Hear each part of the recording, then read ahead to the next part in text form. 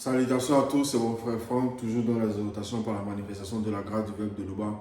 Et par l'enseignant Manaté Zouloulasson, il est permis de nouveau qu'on puisse recevoir une nouvelle exhortation dans le livre mystérieux. Donc pour ceux aussi qui ont Kalatambal et la Bible authentique, vous pouvez vous procurer aussi ces deux rouleaux formidables, vous pouvez lire aussi dans ces deux rouleaux. Donc, disponible dans les éditions Zouloulasson.com. Donc pour ceux qui veulent se procurer Bible, la Bible authentique, vous allez sur le site, donc dans votre moteur de recherche, dans la barre, vous tapez les éditions Zouloulasson.com et là-bas, vous allez aussi dans la boutique, vous allez voir différents rouleaux que vous pouvez commander donc pour où toute l'histoire de l'humanité est contenue, donc la véritable histoire de l'homme noir, des patriarches et des matriarches qui étaient tous de race noire, car la spiritualité est une question de race. Donc, on va dans le livre d'un puissant patriarche qu'ils ont changé son nom, son lieu de naissance, comme ils savent si bien le faire. Et ils l'ont introduit dans les canons, dans les Bibles classiques. Et là-bas, ils l'ont appelé Nahum, mais son véritable nom c'est Loko. Et Loko, c'était un noir, car la spiritualité est une question de race. Donc, son livre s'intitule Désastre et Consolation. Donc, c'est ce qu'on va voir même dans cette exhortation, dans ce chapitre qu'on va lire. Donc, c'est au chapitre 2. Et le titre, c'est Garde la forteresse. Garde la forteresse. Et pour comprendre déjà c'est quoi cette forteresse, hein, pour rentrer même dans le vif de cette exhortation, dans la ligne directive de ce qu'on doit comprendre même par cette forteresse-là qu'on doit garder, on va aller dans Mienguin, donc Psaume au chapitre 91, on va lire au verset 2. Donc, dans la Bible, c'est à la page 379. Donc, on nous dit, verset 2, j'ai dit à Loba, dans la prière, 2 points. Ton verbe est mon refuge et ma forteresse en qui je me confie. Donc, on nous révèle déjà ici que cette forteresse-là, c'est le verbe de Loba. Et nous savons que la foi vient de ce qu'on entend, et ce qu'on entend, c'est le verbe. Et ce verbe-là, c'est ça, cette forteresse-là. C'est ça, cette forteresse-là qu'on doit garder. Parce que quand on reçoit la parole, on éveille cette parole en nous. Et c'est notre forteresse, c'est ce qui va nous guider. Donc, on revient dans notre chapitre 1, chapitre 2 de Loko. Donc, dans Kalatatimsi, c'est à la page 678. Donc, on va lire du verset 1 à 11. Donc, verset 1. Ceux du monde occulte, entre parenthèses, démons, marchent spirituellement contre toi. Difum, garde la forteresse. Donc, ici, ceux à qui on s'adresse ici, le patriarche s'adresse, il a dit de garder la forteresse, donc de garder le verbe de Loba. Donc, pour comprendre, on a une annotation, donc c'est dans le livre de Jonas, dans la Bible actuelle classique, ils vont l'appeler ainsi, mais son véritable nom c'est Ngumba. Donc c'est juste à la page 680. Donc on va lire du chapitre 3 à 6, du verset 3 à 6 au chapitre 1. Au milieu de cette immense cité se trouvaient des hommes. Donc cette cité-là, c'est de Difum qu'on parle ici. Donc Difum, pour savoir, c'est une ville qui a été érigée autrefois, dans le temps d'autrefois, par un puissant patriarche que l'on nommait Nimrod dans la Bible classique, mais son véritable nom, c'est Pasélé. Nous savons que Pasélé, c'était un noir, parce que Nimrod, c'était un noir. Son véritable nom, c'est Pasélé. Et Ninive, c'est ce Difum, c'est ce qu'ils vont appeler Ninive dans les Bibles actuelles classiques. Et nous savons que c'était dans le territoire de Wassé Djedou, donc Afrique de l'Est, donc pour la précision. Donc, au verset 3, au milieu de cette immense cité se trouvaient des hommes et femmes, enfants, vieillards, non initiés. Donc, dans cette cité-là, il y avait toute une génération. Donc, il y avait des hommes, il y avait des femmes, il y avait des enfants et des vieillards. Mais, on nous précise ici, non initiés. Donc, ceux qui en parlent ici, c'était des non initiés, qui étaient sous la domination. Donc, quand on est non initié, même pour ceux du visible, ceux de cette époque-ci du visible, qui sont non initiés, qui ne sont pas soumis au veuve de Loba, c'est pareil.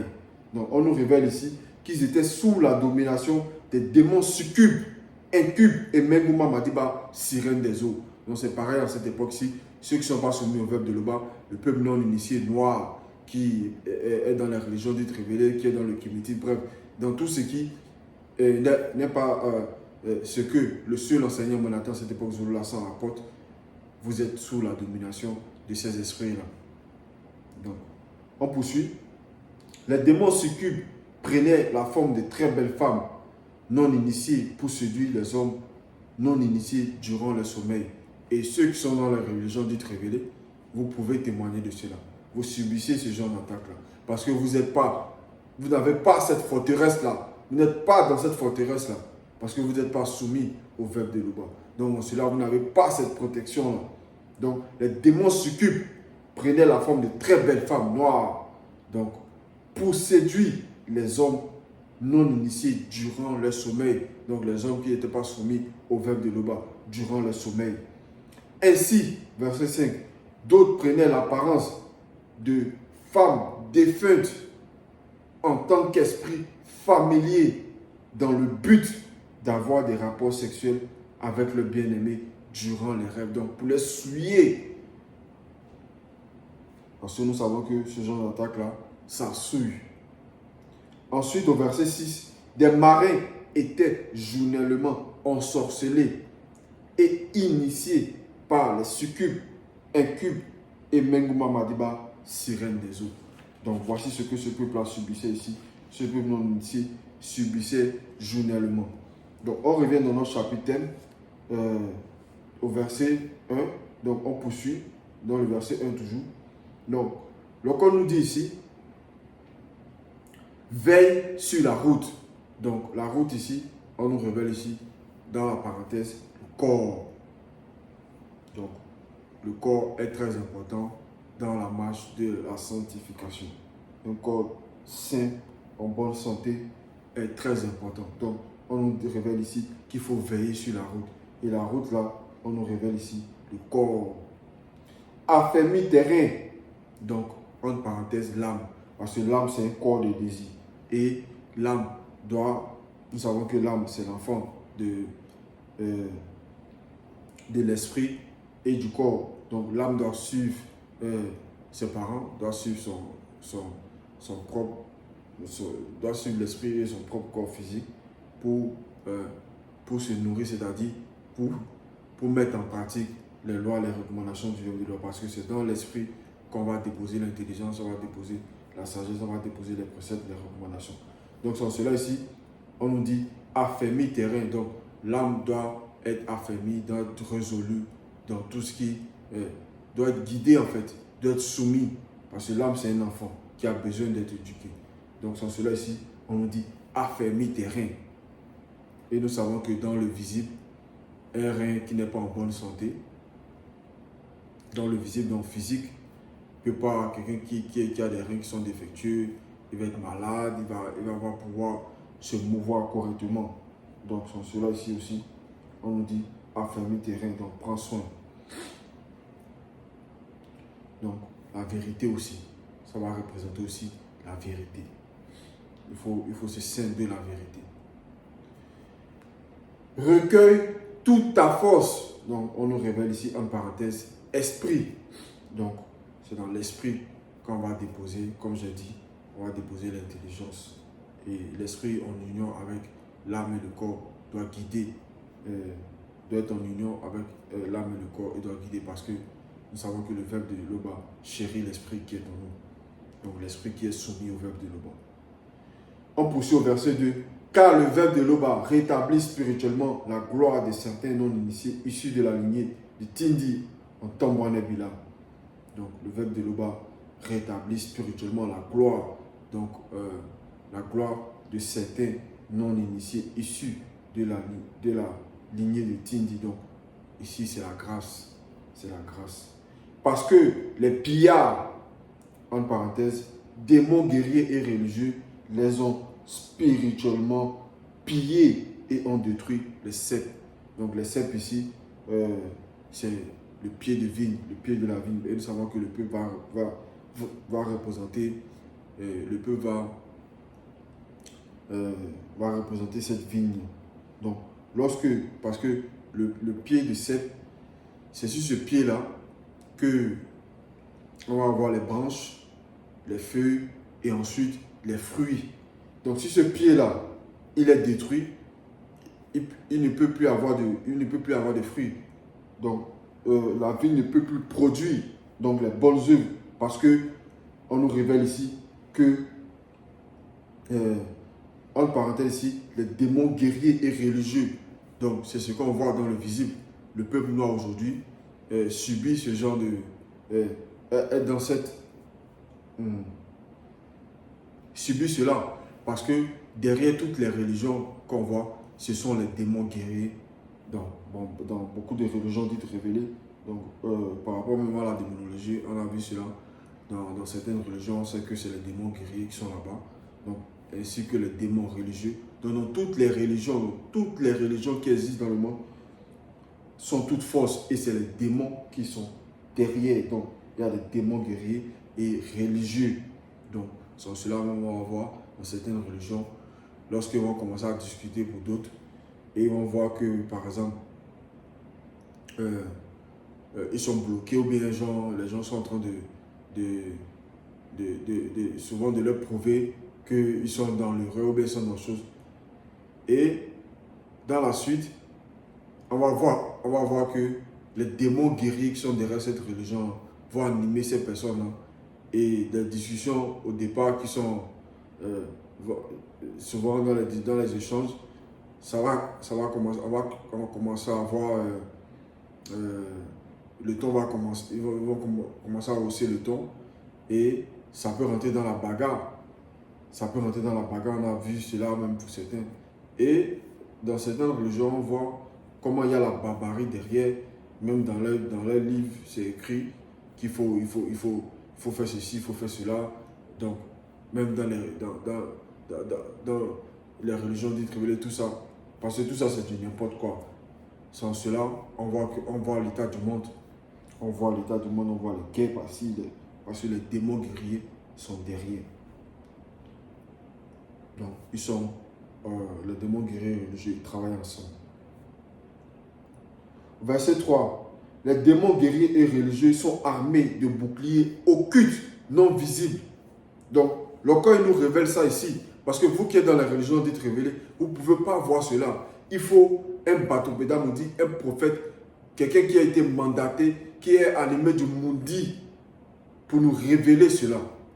Et c'est ce que Zulu Lassan fait en cette époque. Il nous révèle ce qu'il y a dans les religions dites révélées. Il nous révèle parce que lui, il a assisté à toutes choses. Donc, on voit certains qui viennent d'arriver dans le visible, donc des arrivistes, ils vont vouloir venir expliquer ce à quoi ils n'ont pas assisté. Donc, les scientifiques vont venir dire non, que le soleil, ils vont venir parler du Big Bang, donc de la création du visible. Ils vont venir dire non, c'est des rochers en fusion, ceci, cela. Et aussi, ils vont parler de la théorie de la mèche. Donc, tout ça. Et nous savons qu'ils n'ont pas assisté à la création du visible. Donc, les démons scientifiques là, donc, les démons religieux vont les inspirer. Donc, en cela, ils vont venir écrire des hérésies. Donc, c'est en cela qu'en cette époque, dans la grâce, que le seul enseignant, celui qui a été mandaté, donc, pour venir révéler ce qui est derrière tout cela. Donc, on nous révèle ici que c'est les démons guerriers et religieux. Donc, les démons guerriers et religieux sont armés de boucliers occultes, non visibles. Ils sont vêtus spirituellement d'habits occultes. Donc, c'est spirituellement qu'il faut voir, qu'il faut comprendre cela. Et ceux qui sont dans la religion dites révélée, ils ne voient pas de par-delà le voile, ils ne voient pas ce qui est derrière tout ce qui se passe dans le visible. Donc, ils vont suivre parce que d'autres sont là pour suivre, d'autres sont là pour leur propre intérêt, d'autres sont là pour chercher des vues, d'autres sont là pour qu'on parle d'eux, d'autres sont là. Donc, bref, chacun est là pour son intérêt. Donc, sans cela, on voit même l'état du monde. Avec le fer qui étincelle, apparaissent les chars occultes, non visibles, et les lances de feu sont agitées. Donc, la fausse doctrine va se répandre. Tel va venir dire non, que lui, il a vu Jésus, que non, tel est mort, il est parti en enfer, il brûlait ceci. Et nous savons que l'enfer n'existe pas.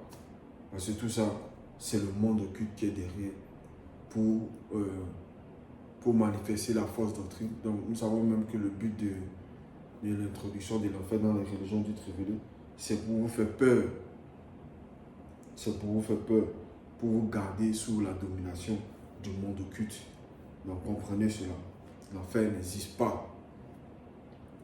On poursuit au verset 4. Les chars de feu des entités. Donc ici maintenant, on nous révèle qu'il y a des êtres qui sont par-delà les cieux visibles, donc les entités du grand ordre des choses, eux qui ont le pouvoir sur ces esprits du monde occulte là.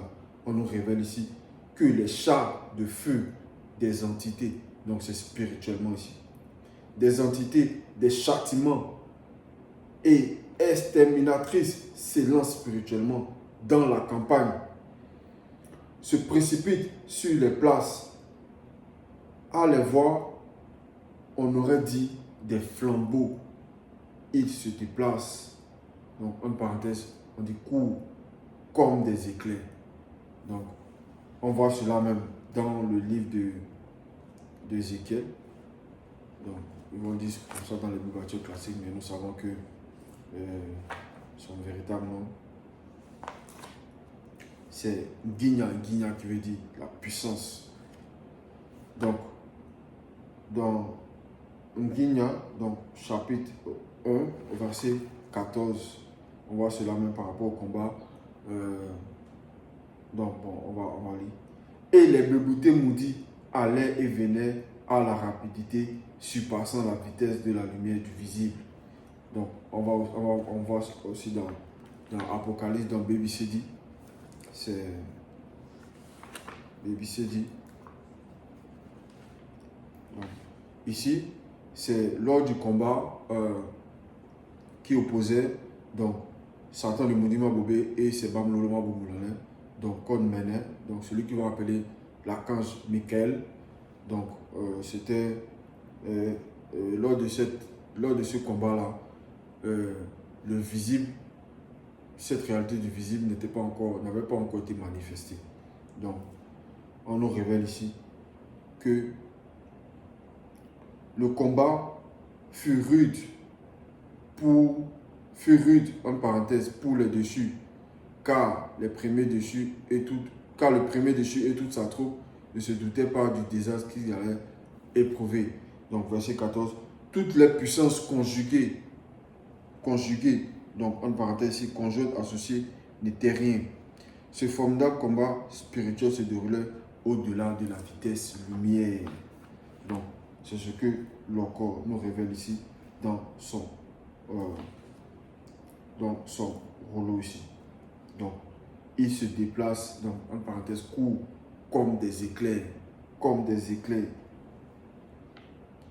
Verset 5. Les portes des fleuves sont ouvertes.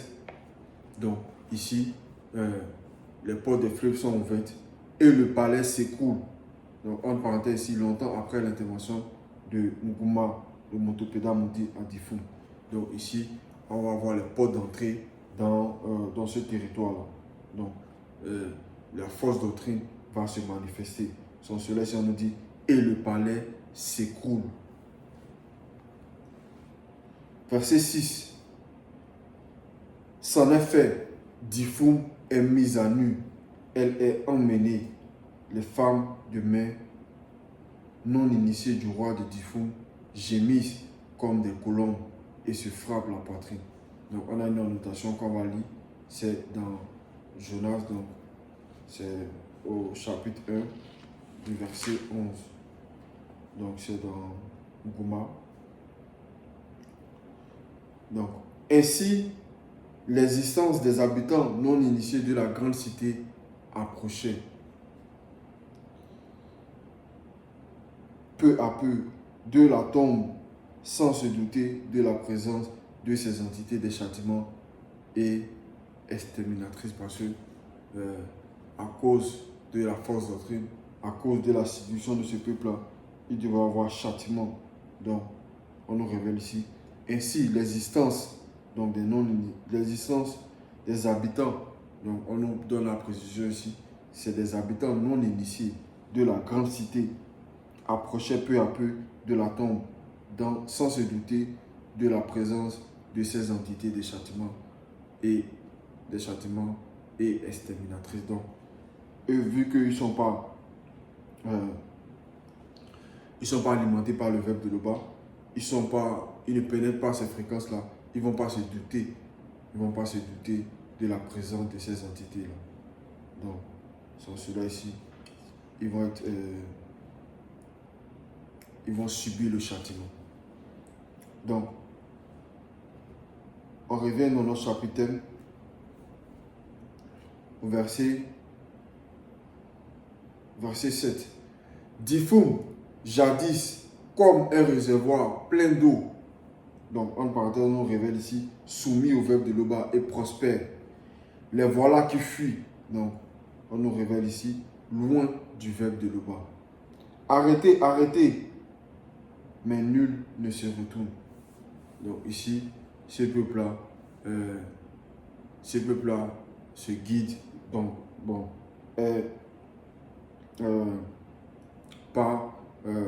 se rapproche de la tombe, comme on a vu dans Nguma au verset 11. Et aussi, on peut lire aussi dans le verset 8. Donc, on nous dit ici, les habitants non initiés de la grande cité se livraient à toutes sortes de débauches. Donc, orgie, dépravation, abus, corruption, débordement, dérèglement, dévergondage, dissipation, dissolution, étalage, inconduite, enchantement, luxure, perversion, soulerie, vice, prostitution, sortilège, maléfice, avertissement mystique, sorcellerie et bien d'autres choses encore plus abominables. Donc, voici tout ce que ce peuple a manifesté. Sont cela, et c'est ce qu'on voit actuellement dans cette réalité de visite avec le peuple non initié qui est dans toutes sortes de choses abominables. Donc les orgies, d'autres vont pratiquer les orgies, et la dépravation, l'abus, la corruption, le débordement. Donc plein de choses. On voit certains faux pasteurs qui vont donner dans les assemblées là-bas, ils vont donner des pommes aux fidèles. Il va venir comme ça, il va toucher. Non, vraiment. Et les gens, la comédie en fait, c'est comme un sketch en fait qu'ils sont en train de tourner, ils sont en train de manifester. Donc la comédie, c'est la comédie.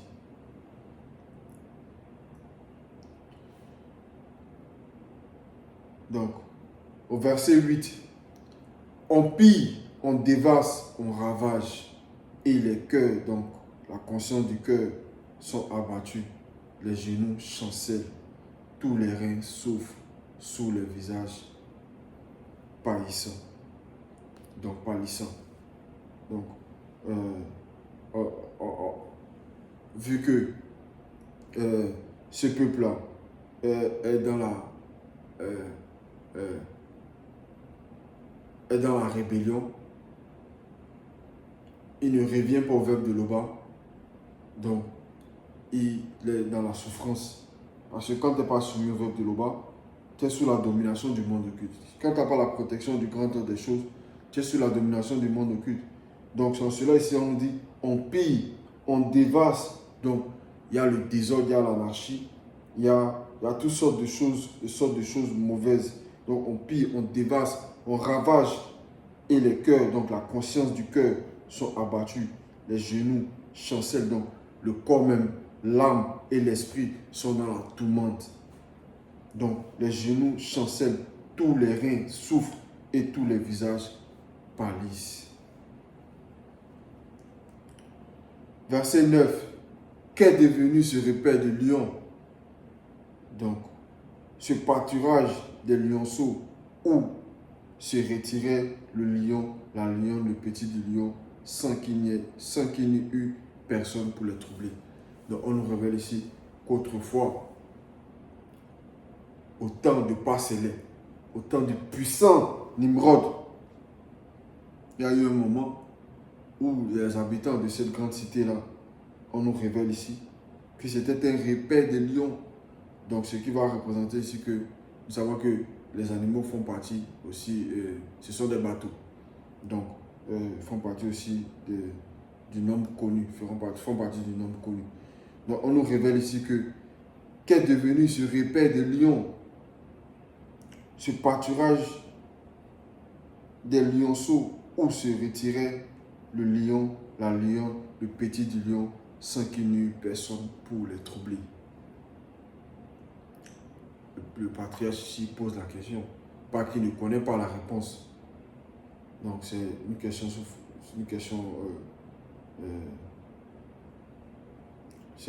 mais il connaît la réponse. Verset 10. Les lions déchiraient pour ses petits, étranglaient pour ses lionnes. Il remplissait de proie ses antres, de dépouilles ses repères. Donc c'était un coin où il y avait une telle abondance, mais à cause de la désobéissance, on voit la désolation, on voit tout est ravagé, tout est dévasté, c'est devenu l'anarchie. Verset 11. Moudiba Beko qui se dit, on veut spirituellement à toi. Donc, en parenthèse, les habitants de Difou. Dit Mouta te dit, il réduira spirituellement tes chars en fumée. L'épée frappera spirituellement tes lions et arrachera du territoire ta proie. Et l'on n'entendra plus la voix de tes messagers. Donc, ce peuple-là va subir un châtiment. Parce qu'il est dans la désobéissance. Il ne met pas en pratique le verbe de Loba. Il ne revient pas au verbe de Loba. Donc, dans ce cas-là, il y a châtiment. Donc, c'est ce qu'on nous révèle ici.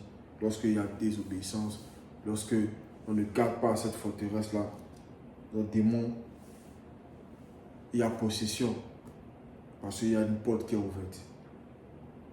Donc, il y a possession. Et ensuite, il y a châtiment. Donc, c'était l'exhortation. L'Oba se glorifie toujours, car il ne peut en être autrement. Ainsi soit-il.